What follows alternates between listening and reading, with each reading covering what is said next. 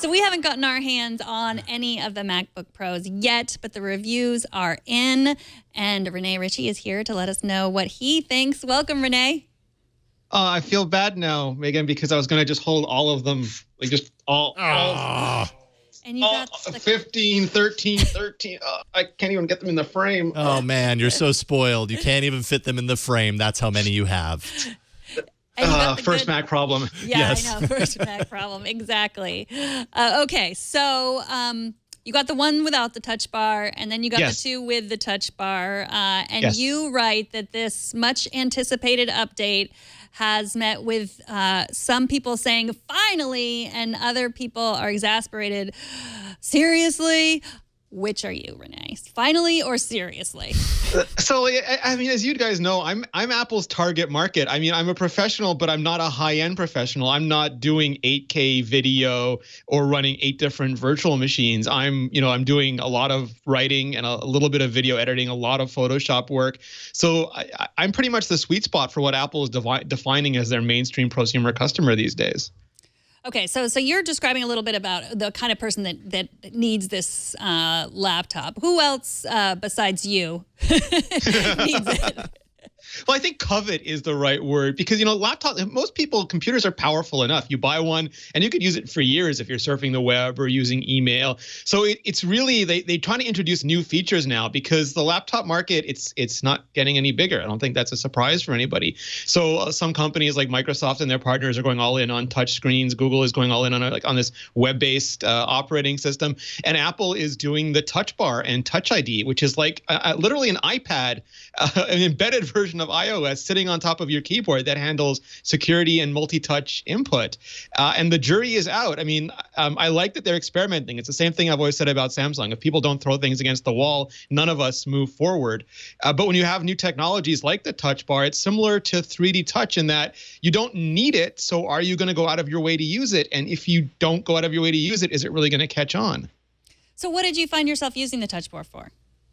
So there was 2 things, and one caught me by surprise. The other didn't. The first one was shortcuts, and I use shortcuts, but I don't like them because they're always hard to remember. And all of Adobe's products, the shortcuts are different. Apple's products, you cut in Final Cut Pro differently than you cut in Logic, differently than you cut in GarageBand. And if you bounce around a lot, it's impossible to remember them. So you end up going back to the menu or searching for commands like an animal. And this just surfaces them for you. So you look down, you see them there, you press the button, and you see shortcuts you either didn't know about or had forgotten about that are actually really cool or time-saving.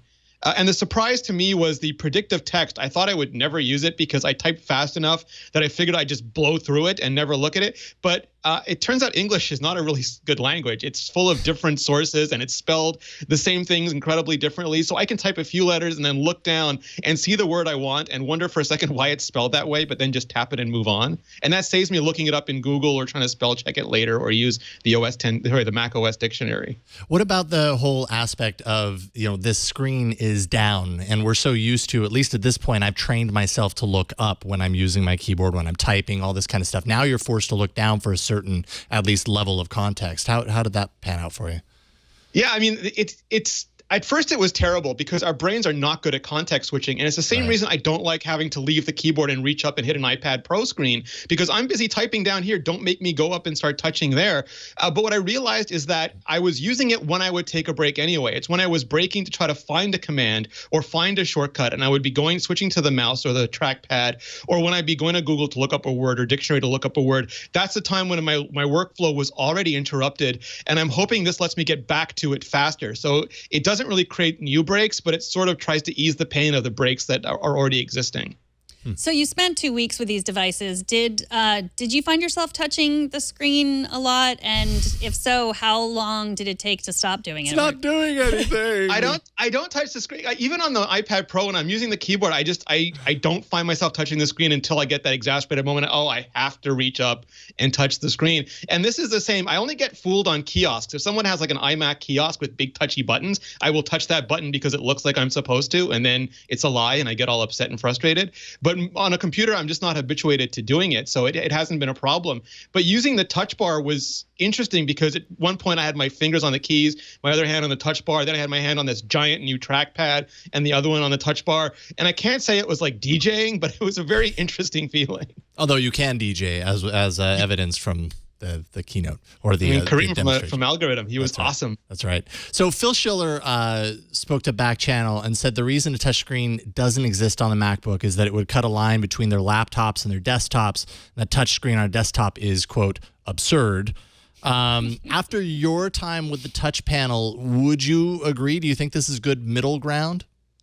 So there was, I think Horace Dadia did a really good article on this where he was saying that, Mac OS isn't touch optimized, and Apple would have to go back and do what Microsoft did through Windows 8, which were incredibly painful teenage years, and retrofit touch into Mac OS, and then they'd have to figure out all the paradigms. And Schiller said that too. It's like the menu bar. What happens to the menu bar? Because the Mac has a persistent menu bar in a touch world where you have different windows to interact with, and that would take a lot of time and effort. And unlike Microsoft, they have a really popular mobile operating system that they would rather put that time and effort into. So my guess is, they prototyped it, they saw the amount of work that would be required, they saw the reward for putting in that work, and they figured it's better to sort of leave Mac OS as it is and put all their time and energy into making iOS better. So Yasha in our chat room made a good comparison, said the touch bar seems like it's like the Apple Watch. Like it's, super useful for some people, but do you really need it? What do you think about that comparison? I mean, it basically is an Apple Watch. It's running a T1 processor, which is a stripped-down Apple Watch processor with a version of watchOS. I mean, that's a perfect analogy. And I use this thing like you have your Starships and you have your shuttlecrafts. And the Starship is the iPhone, the shuttlecraft is the Apple Watch. Here, the Starship is clearly the keyboard and the mouse, the WIMP paradigm that we've had for a long time. And this touch bar is like a little shuttlecraft, and it's meant to help you do certain things faster, like either by surfacing shortcuts or surfacing controls that would be hard to get to or time-consuming to get to otherwise, or by offering what it thinks are helpful suggestions. And for some people, it'll be either annoying or totally ignored. But I think for other people, it really will sort of open up their productivity to take it to, I don't know how much of a new level, 10%, 20%, but a good new level. And it's also the very first days we're getting this. Developers are only now starting to play with it. And it wouldn't surprise me if some developers figure out really, like, I wonder if we could have passive information moving across it, or other sorts of utilities, and that would be really interesting. So what about the ports? Do you have a basket full of dongles? Did you find that it was fine getting used to it, or?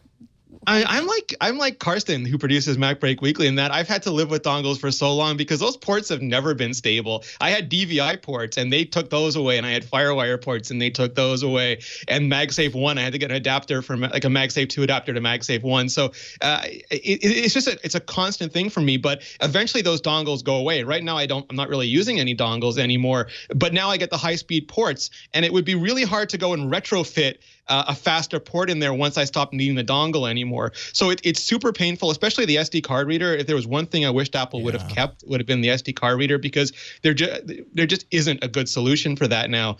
But otherwise, what I didn't even think about was plugging the charger in anywhere. It's so great because sometimes I'd have to change where I was sitting just to get the extension cord to reach into the right side of the plug for the laptop in the chair that I was sitting in. And now you have, at least on the higher end models, 4 ports that you could plug into any one of them, whatever's ideal for your situation, and not having to worry about what I plug into which port or whether it's upside down or not is liberating. Mm-hmm. So what about the price? I mean, Apple clearly, like, these are all high-end laptops. I've heard it said, well, they don't think they'll be selling as many laptops, so they got to charge more for them. Like, how do you feel about pricing in these new laptops? So Apple's formula, I think, has been really steady. What they do is they get the best possible parts they can. I don't always mean the highest end parts. Some high end parts just don't suit the kind of machine they want to make. Either they require too much power, or the company that owns them maybe exerts too much control over them. So they get the best parts that fit the machine they want to make, and then they just add their margin to it. So there's very little mystery to it. These are like, there's going to be 28 to 33% more expensive than it costs them to make it. And that'll always be their general rule, I think.